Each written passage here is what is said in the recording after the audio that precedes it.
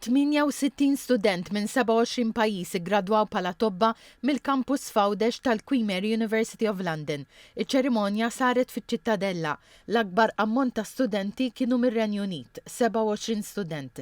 Id-dekan tal-Queen Mary University, il-professur Anthony Warrens, qal li mindu fetħet il-bibien tagħha fil-kampus ta' Għawdex iggradwaw bħala tobba 215 student. We've produced several hundred doctors and frankly, it's really exciting. The quality of the doctors have been produced has been very high. They've been winning prize after prize. They are every bit as talented as the students who qualify in London. And so we really feel we are adding very, very important numbers of doctors as a result of this venture in Gozo. Fiċ-ċerimonja l-Ministru għal Għawdex Clint Camilleri feraħ lill-gradwati li temmew il-programm u qal li din il-gradwazzjoni timmarka l-bidu ta' karriera dedikata għal kura u s-servizz lejn il-pazjenti. Wera l-fema li dan il-kampus kien investiment kbir li qed iħalli frott fuq sma differenti bħall-edukazzjoni, is-saħħa u l-ekonomija ta' Għawdex.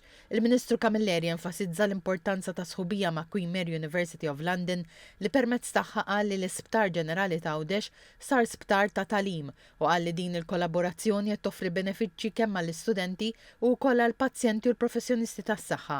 Fid-diskors tiegħu u elenka l-investimenti li saru fl-Isptar Ġenerali ta' Għawdex fosthom it-tisħiħ tal-Cardio Respiratory Unit, il-ftuħ tal-Early Pregnancy Room u l-investiment f'MRI u CT scanner ġdid.